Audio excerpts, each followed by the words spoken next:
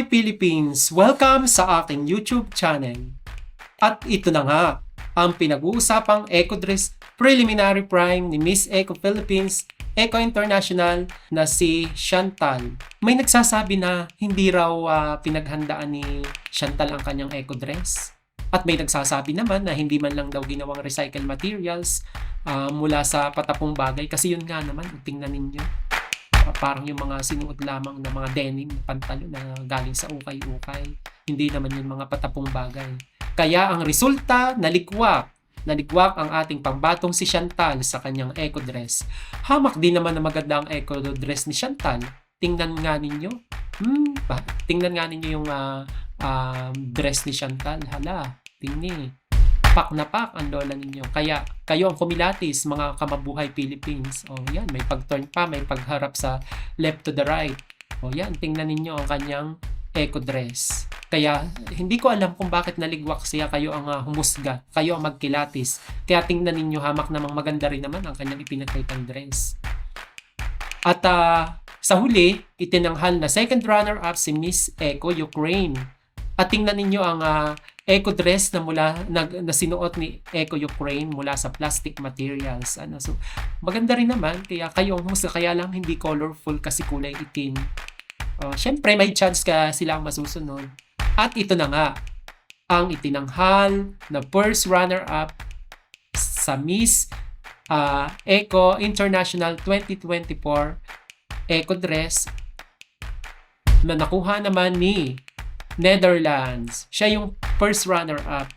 Kaya tingnan naman ninyo, maganda rin ba mga mabuhay Philippines? Kasi iba kasi ang paningin ninyo sa paningin ko eh. Kaya tingnan ninyong mabuti. Para sa akin, hindi naman masyadong maganda. Siyempre, ibang judges, siguro sa kanilang paningin, ito yung maganda. Ang dress daw na ito ay mula sa Van Gogh inspired dress. Hindi ko alam kung ano ba yung Van Gogh inspired dress. Siguro sa camera, hindi naman masyadong kagandahan. Pero kung sa mga judges, nagmukha itong maganda, ay hindi naman natin maiikaila na talagang maganda nga. Dahil minsan, kung hindi natin makikita personally, hindi natin masasabing maganda ang isang bagay. Kaya tingnan naman ninyo, si Miss Netherlands, project na project ang lola ninyo sa pagngiti sa mga audience. At ito na nga, ang itinanghal na Miss Eco Dress Preliminary Prime na magpapatuloy o magtutuloy-tuloy daw sa top 21 kasi itong mananalo dito sa Eco the Best in Eco Dress ay siya'y kasama na automatic sa top 21 sa Miss Eco International. At ito nga ay nakuha ni Miss Venezuela. Alam naman natin ang Venezuela is Venezuela, kaya talagang nakaukit na sa mga pageant vlogger na talaga ang Venezuela is Venezuela. Mayroon sila talagang napapatunayan. Kaya kung titingnan ninyo ang pageant history nila, talagang hindi sila nawawala sa sirkulasyon. Laging naroon at naroon. Hindi masaya ang pageant kung walang Venezuela at Philippines. Kaya nga, tinaguri ang Venezuela. Philippines and Venezuela. Tingnan naman ninyo, kayo na ang kumilatis. Maganda nga baga nga ang kanyang costume na parang kulay dilaw. Kulay dilaw na tree. Ito yung pambansang puno sa kanilang lugar. Siya yung itinanghal na Miss Eco Dress in the preliminary prime. Kaya kayo ang humusga. Maganda nga ba? Alin sa tatlo ang inyong napili? Or isasama ba ninyo si Chantal?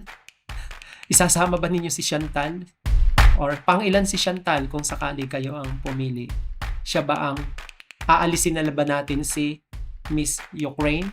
Or aalisin natin si Miss Netherlands? So, opinion ko lang naman yun mga guys, kaya kayo pa rin kaya may judge at sila pa rin ang masusunod. So, hanggang dito na lamang mga kapageant kamabuhay Philippines. Kaya kung hindi ka pa nagsusubscribe sa aking channel, ay huwag kakalimutang mag-subscribe. At i-click mo ang comment para makita ko ang interaction ninyo, ang mga reaction ninyo sa aking ginawang video. At huwag na rin ninyong kalilimutang likes para lagi kayong updated sa aking mga susunod na video. Hanggang sa muli, paalam!